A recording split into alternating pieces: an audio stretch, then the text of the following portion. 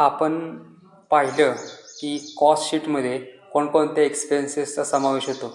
म्हणजे कॉस्ट शीटमध्ये सुरुवातीला आपण रॉ मटेरियल कन्झ्युम्ड घेतो, म्हणजे रॉ मटेरियलचा ओपनिंग स्टॉक असेल त्याच्यामध्ये परचेसेस ॲड करतो आणि क्लोजिंग स्टॉक त्याचा लेस करतो. त्यानंतर आपण त्याच्यामध्ये सर्व डायरेक्ट एक्सपेन्सेस ॲड करतो. त्यानंतर आपली प्राईम कॉस्ट निघते.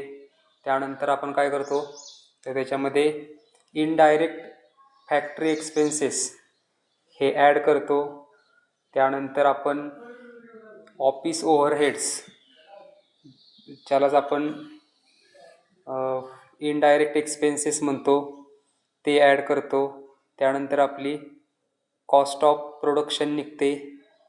त्यानंतर आपण काय करतो त्याच्यामध्ये finished goods opening stock add करतो, क्लोजिंग स्टॉक लेस करतो. त्यानंतर कॉस्ट ऑफ गुड्स सोल्ड निघतं. त्यानंतर आपण इनडायरेक्ट एक्सपेन्सेस त्याच्यामध्ये ॲड केल्यानंतर आपल्याला टोटल कॉस्ट निघते. या पद्धतीने आपण साधारणपणे कॉस्ट शीटचे कंटेंट पाहिलेले आहेत. ओके, आता हे सर्व एक्सपेन्सेस कॉस्ट शीटमध्ये ॲड केले जातात, परंतु असे काही एक्सपेन्सेस आहेत जे कॉस्ट शीटमध्ये घेतले जात नाहीत. कॉस्ट शीटमध्ये फक्त प्रोडक्शन ऑफ गुड्स आणि सेलिंग एक्सपेन्सेस यांचाच फक्त समावेश होतो. इतर कोणतेही एक्सपेन्सेस असतील तर त्याचा समावेश होत नाही. ओके, याचं उदाहरण जर घ्यायचं झालं तर रेम्युनरेशन टू डायरेक्टर्स असेल तर ते वस्तूच्या उत्पादनाशी किंवा वस्तूच्या विक्रीशी संबंधित नाही आहे, त्याच्यामुळं ते कॉस्ट शीटमध्ये येत नाही. त्यानंतर डिव्हिडंड पेड असेल, इन्कम टॅक्स पेड असेल किंवा डिबेंचर इंटरेस्ट असेल, फायनान्सशी संबंधित कोणतेही एक्सपेन्सेस असतील ते सुद्धा कॉस्ट शीटमध्ये येत नाहीत.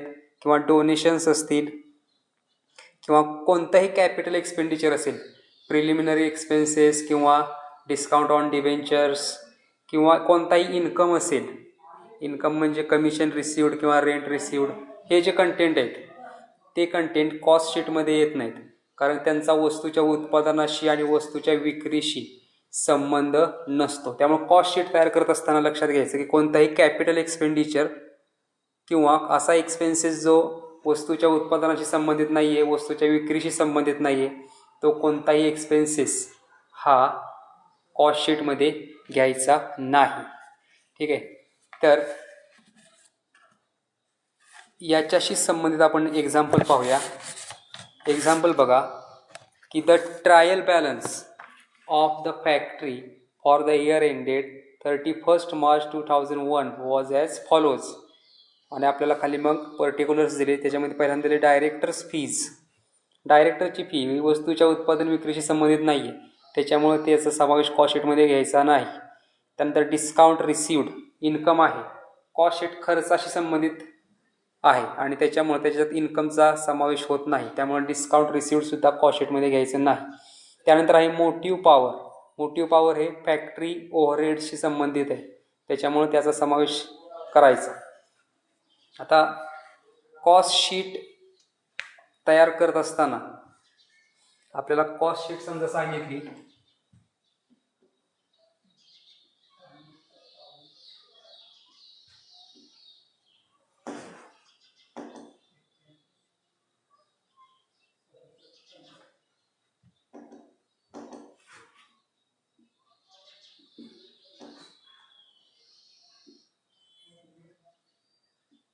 कॉस्ट शीट तयार करत असताना आपल्याला एकूण 5 कंटेंट त्याच्यामध्ये क्रिएट करावे लागतात. ओके, पहिल्यांदा आपण करतो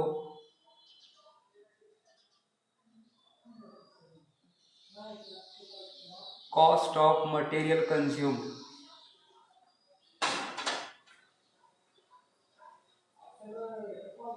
त्यानंतर निघते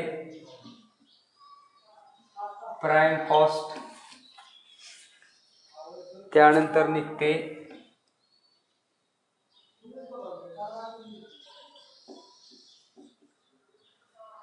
वर्क कॉस्ट. आता इथं opening stock of raw material त्यात परचेसेस ॲड करून क्लोजिंग स्टॉक लेस केला तर आपल्याला कॉस्ट ऑफ मटेरियल कन्झ्युम निघतं. त्याच्यात जर आपण डायरेक्ट एक्सपेन्सेस ॲड केले सर्व, तर आपल्याला प्राइम कॉस्ट निघते.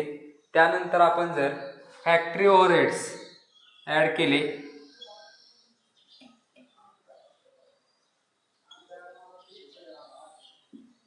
तर आपल्याला वर्क कॉस्ट निघते किंवा आपण त्याला फॅक्टरी कॉस्ट म्हणतो.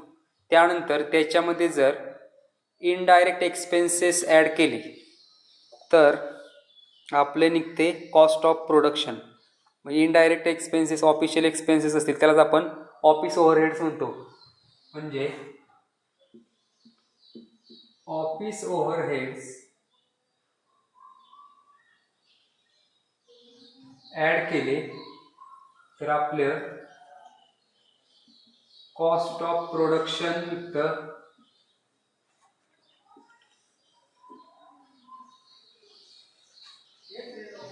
आता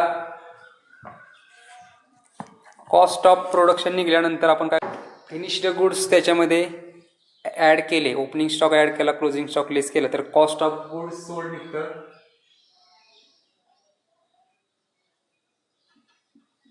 आणि त्याच्यानंतर त्याच्यामध्ये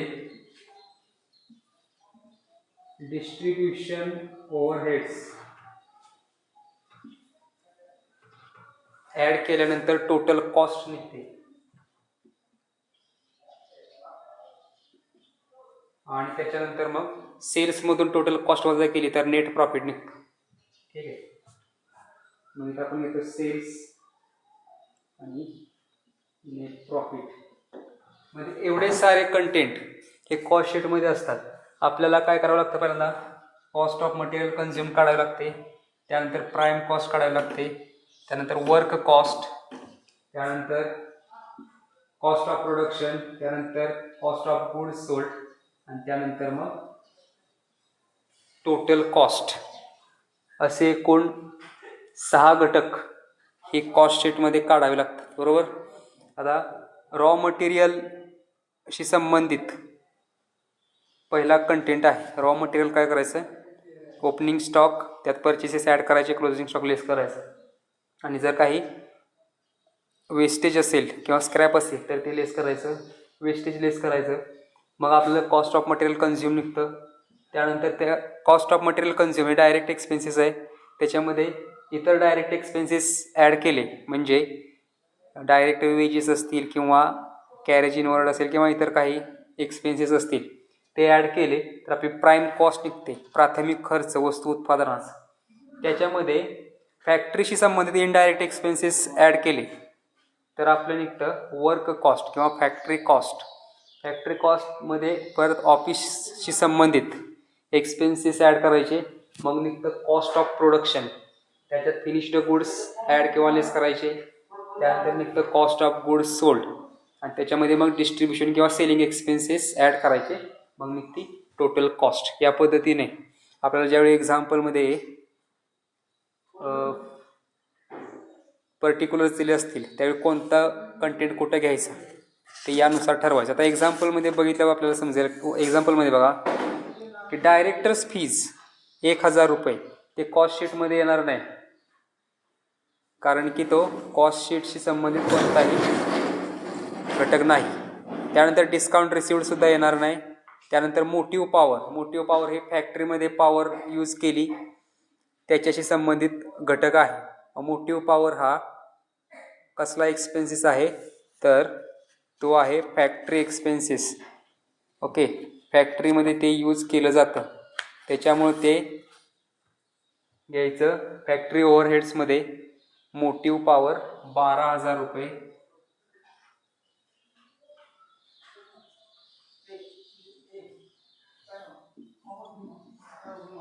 हा इनडायरेक्ट एक फॅक्टरी एक्सपेन्सेस आहे, बरोबर, कारण तो वस्तूमध्ये दिसत नाही यूज केला तरी. त्यानंतर पुढचा आपल्याला कंटेंट दिला आहे इनडायरेक्ट वेजेस. इनडायरेक्ट वेजेस हे वेजेसच आहेत. ओके, पण ते डायरेक्ट वेजेस नाही आहेत, इनडायरेक्ट आहे. म्हणजे फॅक्टरीमध्ये जर वॉचमन असेल किंवा इतर कोणी व्यक्ती असेल तो फॅक्टरीमध्ये काम करतो त्याला वेजेस दिलेले आहेत. तो फॅक्टरी ओव्हरहेड आहे, फॅक्टरीमध्ये यूज केला जातो. त्याच्यामुळं ते सुद्धा फॅक्टरी ओव्हरहेड्समध्ये घ्यायचं. Indirect wedges 1700.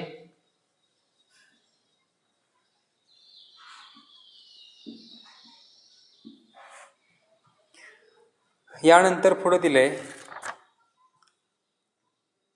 बँक चार्जेस 50 रुपये. बँक चार्जेस हे वस्तू उत्पादनाशी संबंधित नाही, वस्तूच्या विक्रीशी संबंधित नाही आहे. ओके, तो फायनान्शियल कॉस्ट आहे, त्यामुळे तो इथं कॉस्ट शीटमध्ये घ्यायचं नाही. त्याच्यानंतर शेअर कॅपिटल दिले 9700. शेअर कॅपिटलसुद्धा कॉस्ट शीटमध्ये येणार नाही. त्यानंतर आहे सेल्स 1,25,000. ओके, तो कॉस्ट शीटच्या सर्वात शेवटी येतो. नेट प्रॉफिट शोधण्यासाठी आपण इथे लिहिलेलं आहे सेल्स सर्वात शेवटी. ओके, 1,25,000.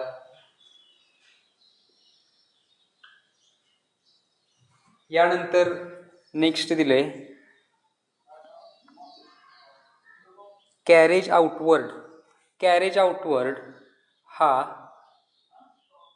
डिस्ट्रीब्युशन एक्सपेन्सेस आहे, कारण गोदामामध्ये माल असेल तो विकल्यानंतर त्याचा खर्च, माल पाठवण्यासाठी आलेला खर्च कॅरेज आउटवर्ड डिस्ट्रीब्युशन एक्सपेन्सेस, त्याच्यामुळे तो कडे घ्यायचा. सेलिंग अँड डिस्ट्रीब्युशन एक्सपेन्सेसमध्ये कॅरेज आउटवर्ड 1800 रुपये.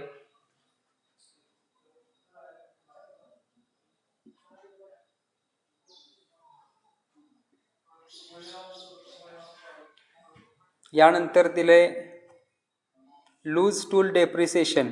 टूल्स किंवा इक्विपमेंट्स असतील फॅक्टरीमध्ये यूज केलेली, त्याच्यावर आलेलं डेप्रिसिएशन आहे, तो फॅक्टरी एक्सपेन्सेस आहे 950 रुपये.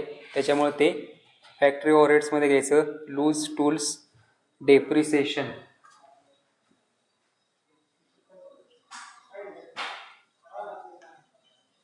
लूज टूल डेप्रिसिएशन 950 रुपये. यानंतर नेक्स्ट दिले रिझर्व फॉर बॅड डेट्स. आता बॅड डेट्स हे सुद्धा वस्तूशी संबंधित नाही आहे, वस्तू विक्रीशी सुद्धा नाही आहे, वस्तूच्या उत्पादनाशी नाही आहे.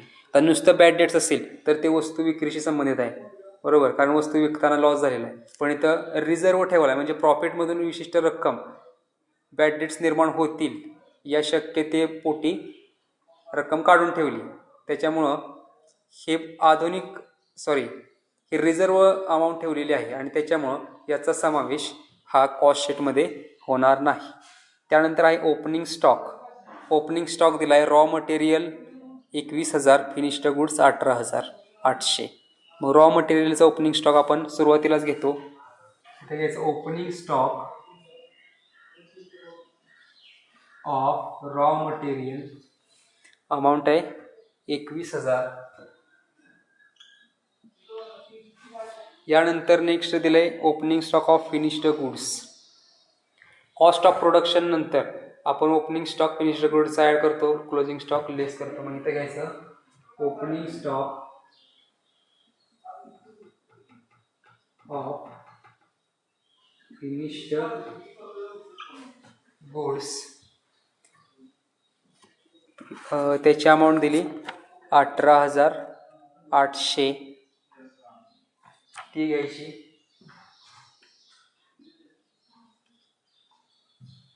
यानंतर नेक्स्ट अमाऊंट दिली परचेसेस ऑफ रॉ मटेरियल. मग ते आपण काय करतो, सुरुवातीला घेतो रॉ मटेरियलचा परचेसेस आहे, त्याची अमाऊंट किती दिली 48,000. यानंतर नेक्स्ट दिले प्रोडक्टिव्ह वेजेस. प्रोडक्टिव्ह वेजेस हे डायरेक्ट एक्सपेन्सेस आहे. मटेरियल कन्झ्युममध्ये डायरेक्ट एक्सपेन्सेस आपण ॲड करतो त्यावेळी प्राईम कॉस्ट निघते. त्यामुळं प्रोडक्टिव्ह वेजेस 18,000 इथं घ्यायचे डायरेक्ट एक्सपेन्सेसमध्ये.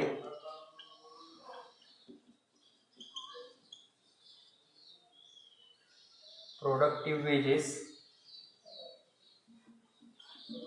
18,000. त्यानंतर आहे सॅलरी वर्कशॉप, फॅक्टरीमधली सॅलरी आहे, तो इनडायरेक्ट सॅलरी डायरेक्ट एक्सपेन्सेस आहे, त्यामुळे तो फॅक्टरीमध्ये दिलेली सॅलरी फॅक्टरी ओव्हरहेड्समध्ये घ्यायची. Workshop salary 6,000.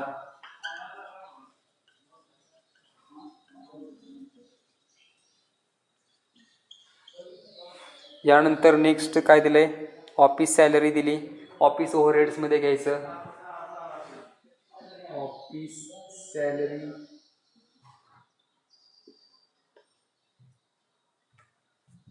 ₹2000.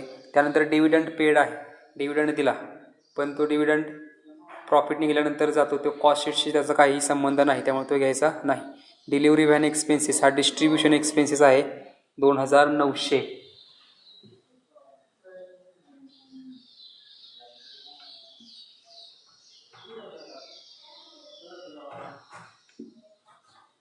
Delivery van expenses 2900.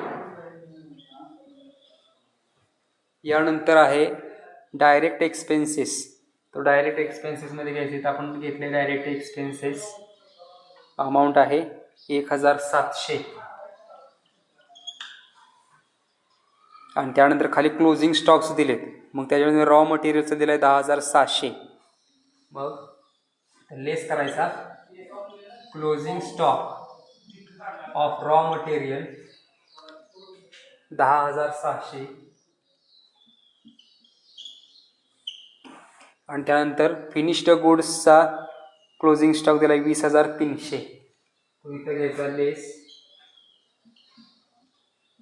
Closing stock of finished goods, त्याची अमाऊंट दिली 20300.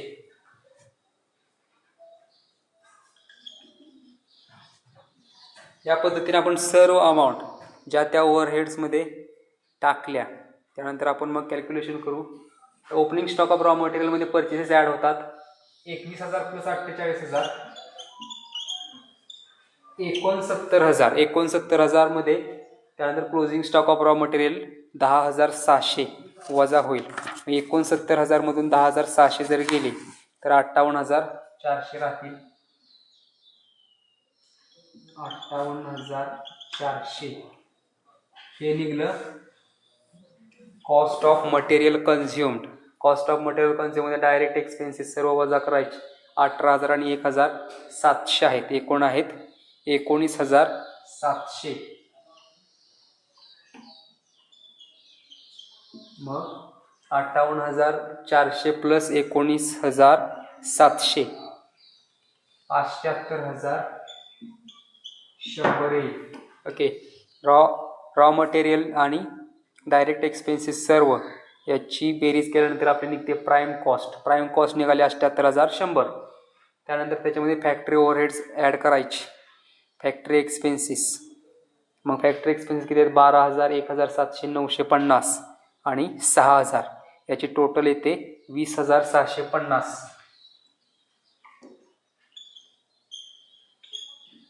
मग 78100 मध्ये 20750 ॲड करायचे, अमाऊंट निघते 98750.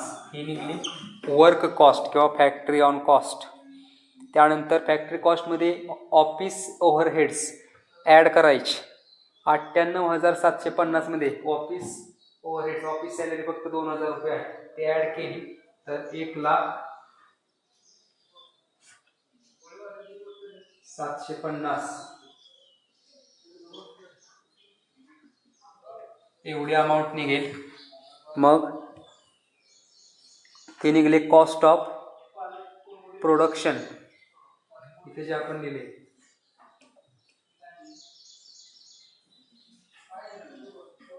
कॉस्ट ऑफ प्रोडक्शन निघालं 1,0750 रुपये. त्याच्यामध्ये ओपनिंग स्टॉक फिनिश्ड गुड्सचा ॲड करायचा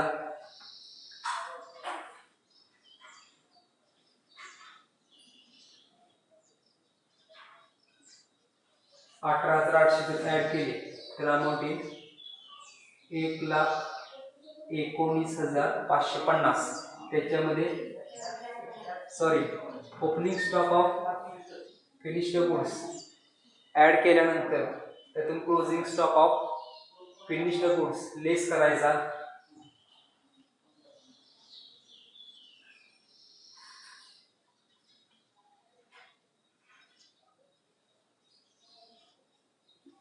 मग अमाऊंट येईल 99,250. तेच आहे कॉस्ट ऑफ गुड्स सोल्ड. ठीक आहे. कॉस्ट ऑफ गुड्स सोल्डमध्ये मग डिस्ट्रीब्युशन एक्सपेन्सेस ॲड करायचे. डिस्ट्रीब्युशन एक्सपेन्सेस एकूण किती आहेत? 1800 आणि 2900 असे 4700 रुपये आहेत.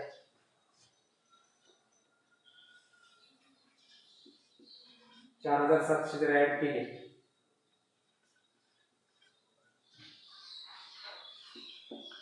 तर अमाऊंट निघेल 1,03,950. ही निघाली टोटल कॉस्ट. टोटल कॉस्ट निघाली 1,03,950. मग आपल्याला सेल्स दिला आहे शेवटी सगळ्यात 1,25,000. मग टोटल कॉस्टमधून जर सेल्सची अमाऊंट वजा केली तर आपल्याला निघेल नेट प्रॉफिट. मग 1,03,950 मधून 1,25,000 जर अमाऊंट लेस केली तर नेट प्रॉफिट निघेल 21,050.